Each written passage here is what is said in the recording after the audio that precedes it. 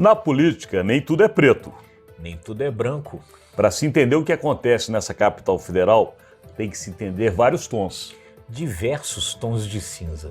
E para tomar um café conosco, basta ir ao site e adquirir a nossa canequinha. Acesse lá. A crise na saúde. Começa agora, Brasília Já. Bom dia, Rodolfo. Tudo bem, Alexandre? Bom dia, amigas, amigos. Estamos aí, parece que as pautas se repetem. Vocês vão achar do outro lado que a gente está mantendo as mesmas pautas, mas hoje não é Jair Bolsonaro, para ficarem tranquilos. Hoje, na verdade, vamos falar de crise na saúde, que era o assunto que acabou levando ontem o ex-presidente para a nossa pauta. Mas, de qualquer maneira, hoje é a ministra da Saúde, Nízia Trindade, uma referência em saúde no Brasil, um nome que foi chamado pelo presidente Luiz Inácio Lula da Silva para integrar o seu governo, justamente pelo seu histórico profissional, mas Brasília, a gente sabe, é um liquidificador. Essa cidade moe as melhores pessoas. Lidar com o poder não é fácil. As pressões, em especial que vêm do mundo político, não é para qualquer um. E Nízia Trindade está sofrendo diretamente essas pressões. Claro, também algumas coisas erradas que estão sendo vistas na sua administração, ou seja, nem sempre um grande profissional da área privada dá certo neste mundo público da capital federal. Mas a apuração é de Rodolfo Lago, afinal de contas, de fato, a ministra da Saúde, Nízia Trindade, está com seu cargo em risco, não é isso? É isso, né? É um desgaste bastante grande. Então a gente vai lembrar que desde o início o Ministério da Saúde é um dos focos aí de cobiça do Centrão, né? O Centrão já demonstrou desde o início do governo, desde que quando começou a discutir distribuição de cargos no governo, cobiça ali. Cobiça que não é por acaso, é o maior orçamento da esplanada dos ministérios. Então aí não precisa dizer mais nada. Então há essa cobiça e aí de fato há um trabalho também, por outro lado, é preciso que se diga, para se desgastar ali o Ministério. Mas o fato é que, pelo outro lado, a ministra Nízia tenha falhado em algumas coisas e não tem respondido positivamente a essa pressão que está sofrendo, né? Já lá no começo, o Lula já tinha criticado a ministra, vocês talvez lembrem que ainda no ano passado ele chegou a reclamar que precisava haver mais entregas no Ministério da Saúde e tal.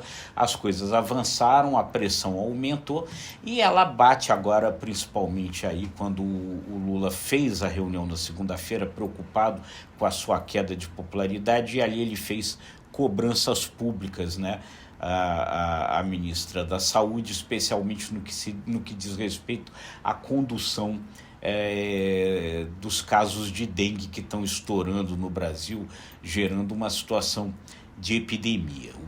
O Lula disse que o governo realmente não se preparou para essa possibilidade desse aumento grande e no que se preparou, no que anunciou, acabou frustrando as pessoas, porque gerou uma expectativa de que haveria vacina para a dengue.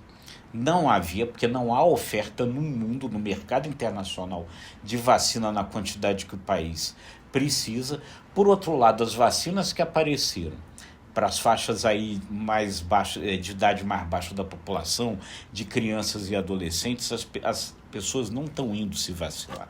Então, se por um lado falta vacina para adultos, por outro lado, sobra vacina para criança e adolescente. Eu queria mostrar uma ironia do destino, como as coisas na vida acabam sendo interessantes e na política um pouco mais.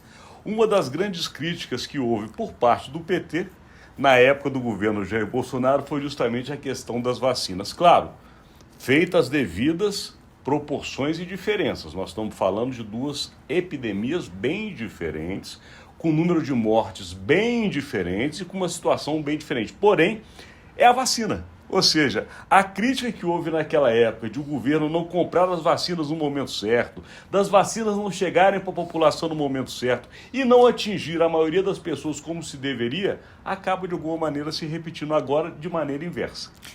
Não, sem dúvida. E isso é que está gerando essa irritação, gerou essa irritação no Lula, porque realmente os casos se parecem, né? Realmente aí uma falta de coordenação na questão da vacina contra a dengue. E aí é realmente surpreendente vinda de quem vem, porque a Anísia Trindade era a presidente da Fiocruz, da Fundação Oswaldo Cruz, que produziu, né, vacinas contra a Covid-19. Teve um trabalho ali belíssimo, interessante nessa área, e que foi justamente o que a levou a se tornar ministra. Mas chega lá, enfim, o Ministério da Saúde, como disse o Alexandre antes, isso, é uma máquina de moer carne. Primeiro escalão de governo com essa pressão é uma coisa complicada, e ela não está dando conta, né, de atuar ali da forma como se deveria. Então há problemas de comunicação dentro do Ministério, questões complicadas, e há um outro ponto, só, Alexandre, para concluir, que também tem desgastado ela, que é uma reclamação de falta de transparência na forma como está fazendo destinando os recursos do Ministério para municípios. Não, eu ia fazer somente um rápido comentário no sentido de como ela está sendo afetada com essas pressões. Inclusive aconteceu nessa primeira reunião ministerial do ano algo que nunca tinha acontecido antes em nenhuma reunião ministerial, que é uma ministra de Estado chorar. A Anísia Trindade chorou. E chorou não porque foi chamada a atenção dela durante a reunião, mas justamente porque ela disse que não está aguentando a pressão que está sofrendo, ou seja, a pressão política da máquina que a gente conhece bem de moer gente de Brasília. É uma pressão danada. E aí, com relação a essa questão aí dos recursos, da distribuição dos recursos, muito rapidamente, porque o nosso tempo já está terminando, há um problema específico relacionado a uma destinação para o município de Cabo Frio, feita em dezembro do ano passado. A ministra, de uma vez só, em dezembro, destinou 55 milhões de reais para o município de Cabo Frio. Era mais da metade de uma destinação feita ali para municípios. E aí, exatamente um mês depois dela fazer a destinação para Cabo Frio, a prefeita do município de Cabo Frio, a prefeita Magdala Furtado, nomeou o filho da ministra, Maurício Lima Sampaio, secretário de Cultura do município de Cabo Frio. E aí isso, enfim, foi prato aí para os ataques aí da oposição à ministra.